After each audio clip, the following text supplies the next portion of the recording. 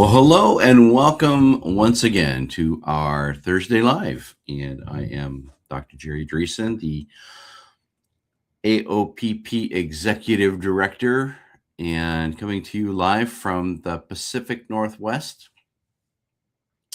And today, we just want to go through some of the basics for those of you that are looking to build a career in PEMF, those of you that are getting started. And for some of you that have been doing this for a while, this is just a really good refresher. And so our whole goal today is your elevator speech. What is it that you talk about in your first 5 minutes? And I'll drop this graphic off in the comments below too, so you can pull that up.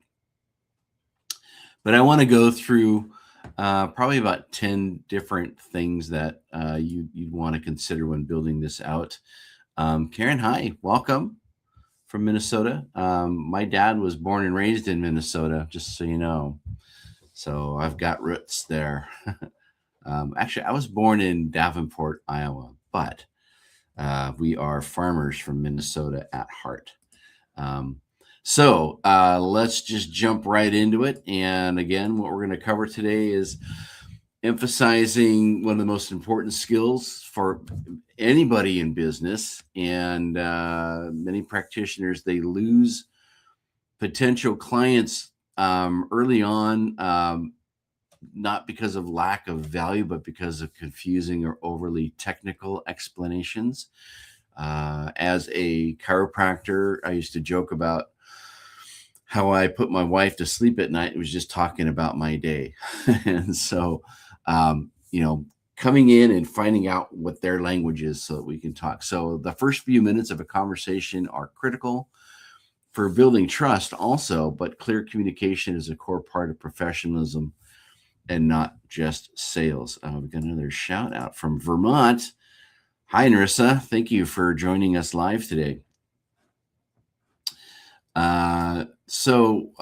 Let's start out with section 1 and why this matters. So people often decide whether to trust a practitioner before fully understanding the service. And so confusing, exaggerated, or overly technical explanations can reduce credibility and engagement. Clear explanations make people feel more comfortable and open to learning more. In many cases, practitioners have a communication problem before a service problem. As a chiropractor in clinic, when somebody says, well, what's that machine over there? And I've got it on the wall, it says PEMF station. And I say, well, this is, it's pulsed magnetic field therapy. And they go, oh yeah, I had that. My physical therapist put that on me last week. And I said, was that a TENS unit? And they go, yeah. And so again, you have to think about what they think you are based on their past experiences, and that can overcome it too. But also kind of finding out what their field is. What do you do for a living? Well, I'm a doctor, or I'm a plumber, and so you can maybe relate a little bit what this is like to what their job is, so that they understand it a little bit more too. But those are often some of the key things that I do, because if somebody is already highly technical, then they can understand technical talk. If somebody is, just kind of a basic understanding on things, then, just getting down to some of the basic key things will really help you out too. So some common mistakes that we find is that practitioners often talk too long, using technical jargon too early, or try to explain everything at once. And if your word per minute count is 1,000, you're talking a little too fast. Some make their explanations sound like a sales pitch, or overstate the results, which creates skepticism. Others ramble due to lack of preparation or assume the listener already understands. And again, these mistakes also reduce clarity and trust. Just a quick shout out to April. Hi, April. Glad you came aboard, and looking forward to hearing more from you as well. The other thing on these sections is it's helping kind of guide you to the overall to what we ended up with that original graphic, which we'll get to again at the end of today's talk. Section number 3, what a strong explanation should do. And so a strong explanation should clearly define PEMF in simple terms and describe what the practitioner offers. It should sound calm, professional, and stay within appropriate boundaries. The goal is to create understanding without overwhelming or overpromising, and it should invite curiosity and build trust.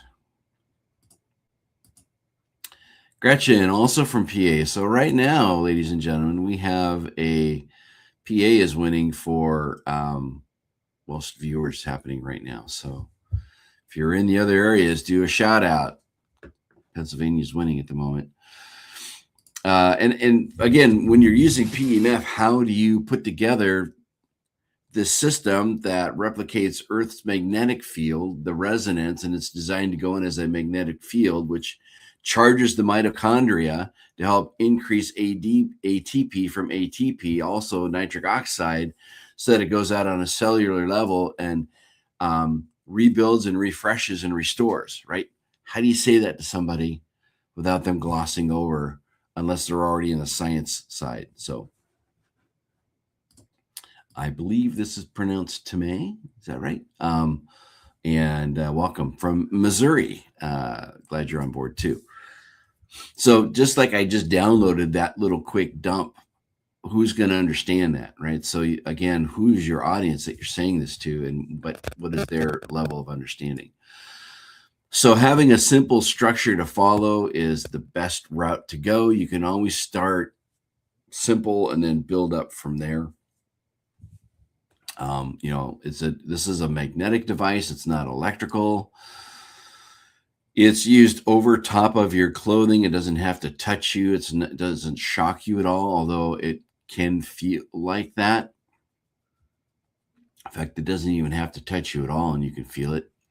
And it's designed to help reduce inflammation and help the body repair and rebuild itself at a cellular level, right? And again, that's kind of the next level up from that highly complex one that I started in just a minute. And again, practitioners following the sequence explain PEMF simply, describe how they use it, explain what people seek it for, and outline what a session is like. Then they should pause and invite questions. This structure prevents rambling and improves clarity. It also keeps explanations consistent and safer. Holy cow. Ontario, Canada. Hey, thanks, Deborah. Way to jump in. And then also we've got Trisha. Washington. Hey. We should be able to fist bump each other somehow. We're so close. And then also Barbara. Where are you from, Barbara? Pennsylvania, you're winning the contest. Thanks for the shout outs here. And then in section 5, again, plain language communication. And those of you that kind of are jumping on just now, I'm going to be dropping this little graphic in below, but it's the 5-minute elevator pitch. So it takes you through the 5 different steps. And we're outlining those right now in these different sections. And so section 5 is plain language communication, like we were talking about. And I just want to make sure I'm jumping over here. And clear communication is more effective than trying to sound impressive or complex. Hey, do you know the Krebs cycle? Are you familiar with how ADP turns into ATP and how it frees itself from peroxides, and how glutathione is designed to go and help clean all of this stuff up so that your cells refresh? You can go on and on and on the textbook stuff, but again, who are you talking to? And you don't want somebody falling asleep in an elevator, which could be tragic for both of you. So most people just want to know what it is, what it's for, and what to expect, which is pretty much anything. That's literally a 10-second elevator speech, but overly technical explanations are unnecessarily early on. Simplicity actually strengthens professionalism and trust. So I often go deep into the system and really get into some major explanations after they've been using it for a while, because then they're like, now, what exactly does this do? Because as they're using it and they're feeling it, then they really want to know more. Not a lot of people will ask you, how does an ultrasound device work? What is this really doing? Or what's this TENS unit actually doing? A lot of people are like, just, put it on and hit go. I'm fine with that. But when you are using PEMF, I want people to know that it's not an electrical device, that they're not getting shocked or anything like that. And like April says, you want to just keep it simple. And on to the next section, which is 6. Adapting to different audiences is what I've been hinting about as we've been going through this. So different audiences require different framing, such as simpler explanations for new clients and more structured language for professionals.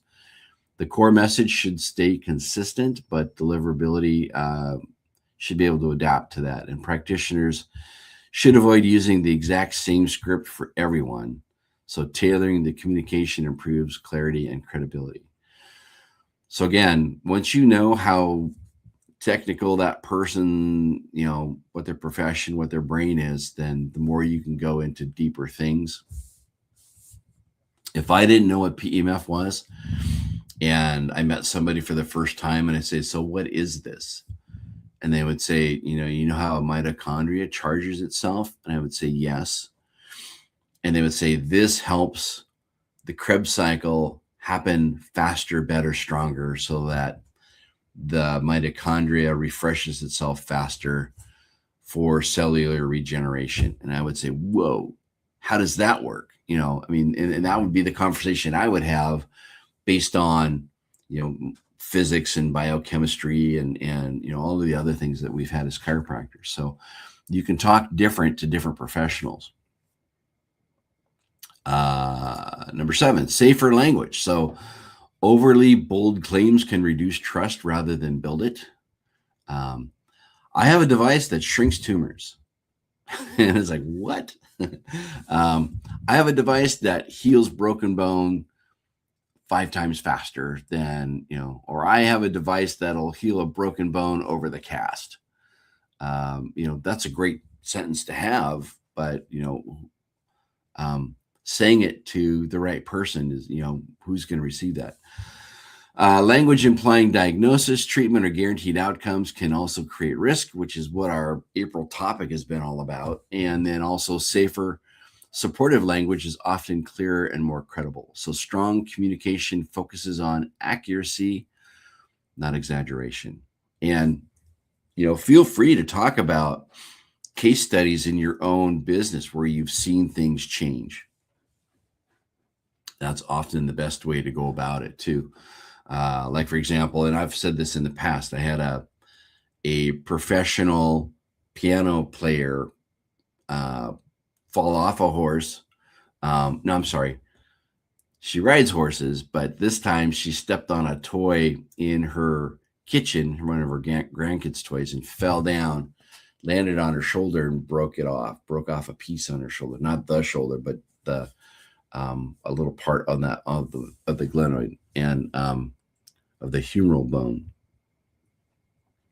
And they took an x-ray of it. I took an x-ray of it. You can see the gap, and then started using PEMF, and that gap created what we'll call a callus, and healed in about 4 weeks, less time than normal.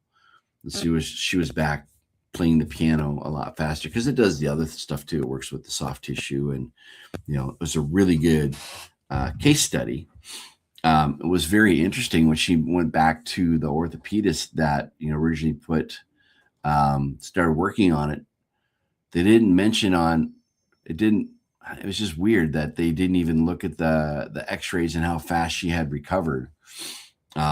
Which that's really weird too. It's like I want to call them up and say, "Don't you understand? She got put back together 4 weeks quicker because of PEMF." Again, pick your battles, right?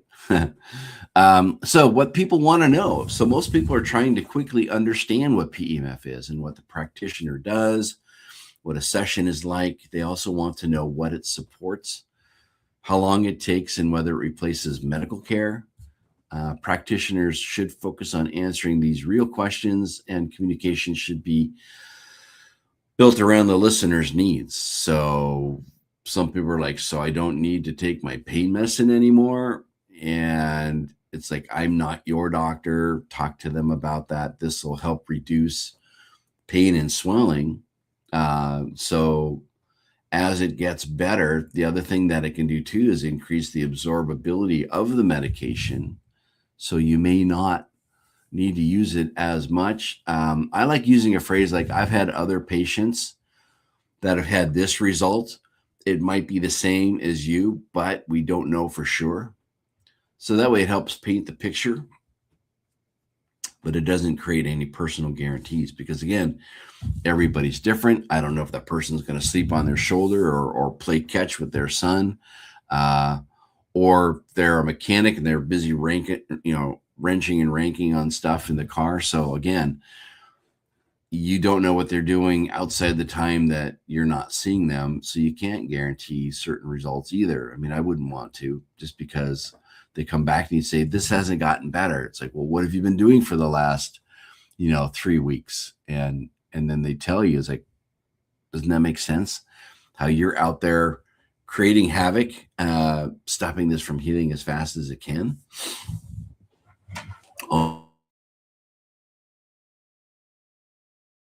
Too. So don't be surprised. Again, we're trying to come up with an elevator speech on this. So it's not necessarily somebody that you've been working with for a while, but it's a cold face to face. And they're like, well, what's that machine right there? Or who are you? Or what's that logo? What business do you have? Or if you're going to a networking place and you've got, 30 seconds to explain to people who you are and what you do. So again, impact on credibility, clear communication improves referrals, client understanding, and overall professionalism. It reduces confusion and unrealistic expectations. Practitioners who explain their work well are easier to trust, and better messaging often leads to better business outcomes. And you can be truthful. You can say, what this does, if you have an hour, I can explain scientifically what's going on. But because we don't have that time and I would need to, show you a lot of pictures and draw stuff, here's what this does. So again, you've taken a few seconds of your time to let them know that there's a whole bunch of stuff going on that they need or could learn about. But for right now, we're just going to cover the basics. Again, there's this rocket engine and it uses hydrogen, and they've got all these valves and timing and computers. But for right now, I mean, there's a lot of stuff I could talk about. But basically, we're just going to go inside this tube and go to the moon, right? So how complex and how simple do you want to be? And then oftentimes that leads to more conversation too, which is really what you want. You want them to engage, begin to ask questions if there's time for that. And then section 10, as we're winding down here, practitioners should write out their explanation and simplify it by removing technical, vague, or exaggerated language. So, just grab a recording device and record it, and, voice to text, grab that text, start crossing things out, and look at it and go, yeah, I don't, or even better, show it to your friend and say, do you understand this? Because it's important to align verbal explanations, again, with your website and marketing language. So if what you're saying here isn't on your card or on your website, you can even have a section on your website. It's like the Brainiac section. It's like, well, if you really want to know what this does on a scientific level, go to this page. Clarity should come before confidence. And that to me has always been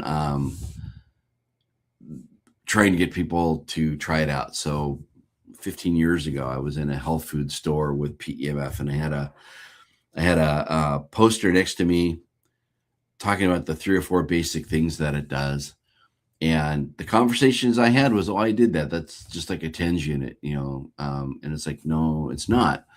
In fact, you don't even have to have this touching you. And they go, really? And then I would say, yeah, sit down and let me just hold this over your leg.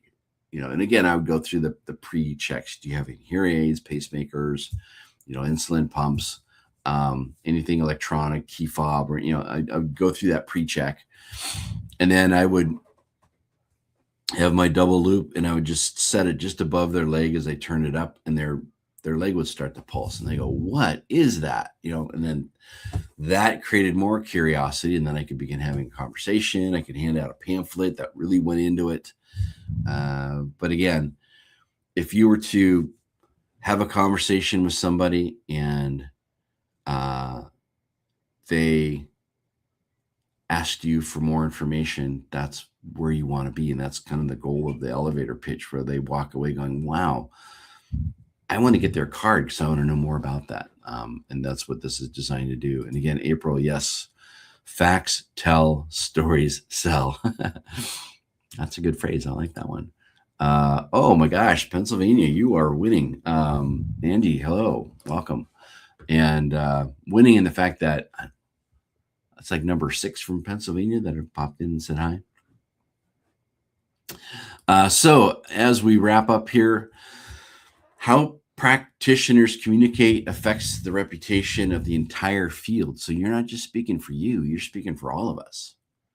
And there's over 18 countries that are using PEMF. So you are an international representative now when you start talking to that one person in the elevator for 30 seconds. But clear explanations improve trust with clients and partners. Strong communication helps both individual businesses and the profession grow responsibly. And so it supports better positioning and public understanding.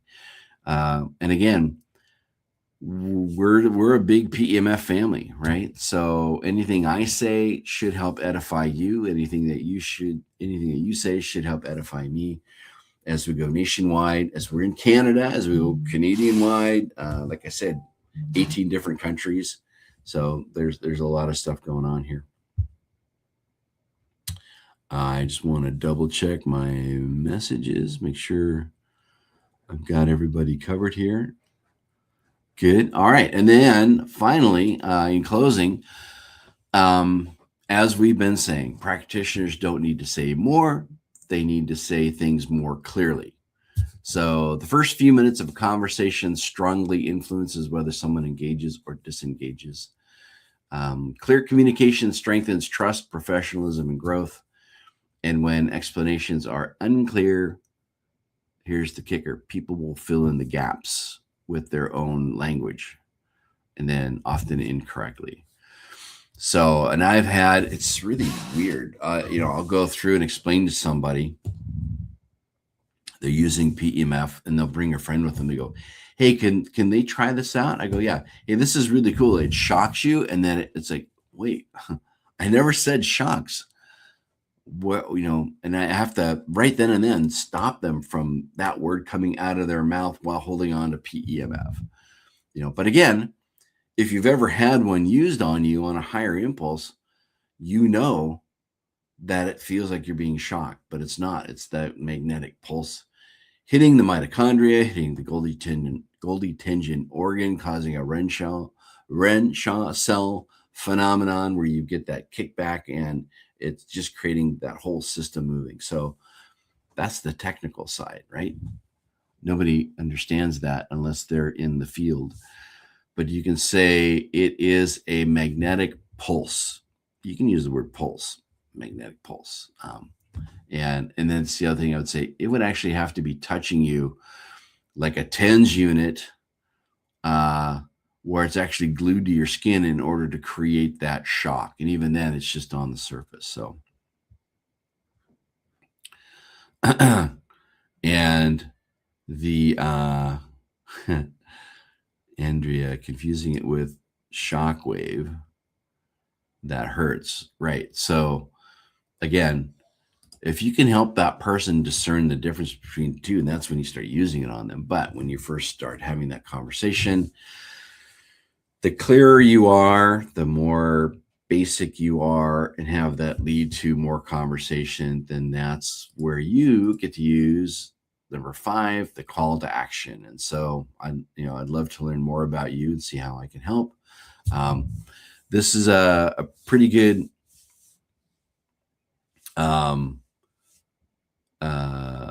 take home for you to kind of build with. But again, the 5 parts of an elevator speech. We've gone through this before too, but here's an example. Change this, don't use this. Change this to you and what you are. And again, I'll drop this after the live today so you have access to it. You can even just do a screenshot right now and you're good. But just like the man saying, clear, helpful, and memorable. Very basic. So, and that leads on to more conversation. For those of you that are out there in the field, if somebody comes by and they see you using it on an animal or on another human, they go, what is that? If you've been with a client for a while, you might ask them and say, well, how would you say this is? And then when they talk back, based on what they remember, then it helps you also realize if they grabbed anything, if they remember anything that you taught them. So it helps you figure out a way to work on stuff too. So thank you very much for your time today. We're going to close it off here. And we had a question here from Debbie. Misconceptions and commonly asked. Yes, we do have an FAQ on our website, also in our membership. But if you can't find it, definitely reach out to us, which is the next slide. So if you have any questions or tips, reach out to us, info@PEMFprofessionals.com. And hopefully, Debbie, if you can't find it, you can reach out to us and we will steer you to that. If you're not a member, we are, like I said, we're over 18 countries that are members of the AOPP. And there are countries that are using our certification program as their certification program. So they're white labeling us so that people can get their certification for other companies that are making PEMF devices. So there are other companies that have their own education system too, which is great. That's, you want that as well. But if you want to know more about who we are, what we're all about,